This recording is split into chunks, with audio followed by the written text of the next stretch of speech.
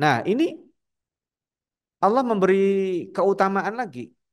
Wa may yuhajir fi sabilillah yajid fil ardi muraghaman katsiran wasa'ah. Karena ini nanti akan terkait dengan ayat sebelumnya. Ini saya bahas dulu karena ini yang positif. Orang yang berani berhijrah, every single di sini. Wa man yuhajir, satu orang.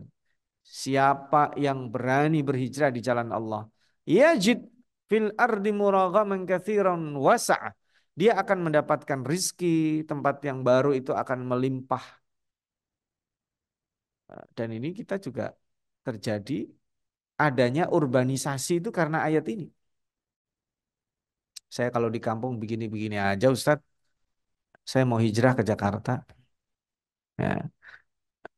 Itu motivasinya, mohon maaf, umumnya rata-rata motivasi ekonomi. Kalaupun motivasi karir, itu ujung-ujungnya ke situ juga. Mohon izin dulu saya juga begitu.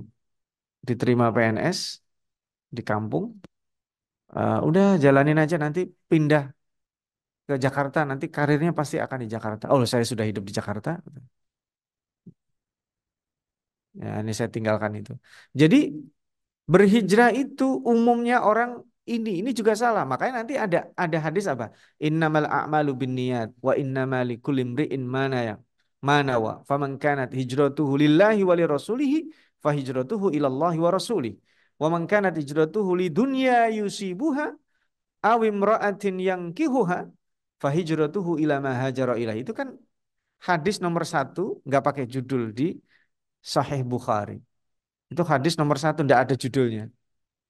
Seolah-olah peristiwa hijrah itu akan sangat sulit sekali dengan niat lillahi ta'ala. Jadi kalau mau jujur, orang berhijrah itu motivasi nomor satunya pasti bukan Allah. Hari ini. Umumnya. Yang motivasinya supaya dia bisa Islamnya lebih bagus, bisa mendapatkan dan lain itu biasanya nyangkut dan lainnya itu lebih banyak dibanding motivasi hijrah ilallahi wa rasulih. Zaman dulu aja ada, apalagi zaman sekarang yang sudah tidak ada hijrah setelah Fathu Makkah. Kalau dia berani berhijrah, maka orang akan mendapatkan keutamaan. Maka ada terusannya, waman yakhruj min baiti, orang yang keluar rumahnya, berhijrah menuju Allah dan Rasulnya dan meninggal, maka dia dapat pahala, dapat ampunan dan rahmat. Begini, ini juga terjadi pada pembunuh 100 itu ya. Kisah yang terkenal dia, bunuh 99 orang. Saya kayaknya hidup nggak enak banget gitu, terbiasa ngebunuh. Saatnya saya berhenti. Saya tanya orang dah. Dia tanya ahli ibadah. Saya mau taubat. Tobatnya kira-kira diterima Allah enggak? Emang apa yang Anda lakukan? Saya membunuh. Sudah membunuh berapa orang? 99. Nih orang sok tahu dia jawab. Ya kayaknya kebanyakan tuh. Nggak diterima ente. Karena karena dia bukan DNA-nya, dia secara automatically-nya kalau ada orang yang dia nggak suka langsung dibunuh, maka ini dibunuh juga sama dia. Jadi genap berapa dia ngebunuh? 100. Tapi rasa ingin taubatnya itu masih penasaran dan dia tanya seorang alim, saya mau bertobat dari membunuh. Sudah 100 orang saya bunuh. Akhirnya dijawab, insya Allah bisa. Optimis dia.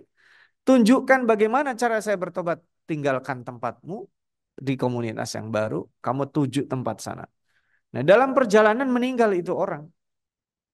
Dan malaikat pun berebut karena malaikat kan bekerja sesuai SOP.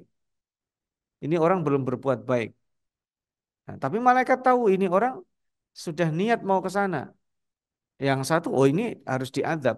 Maka malaikat rahmat dan malaikat adab berebut ini orang. Sampai Allah putuskan. Sekarang kalian hitung jaraknya lebih dekat kemana. Dihitung.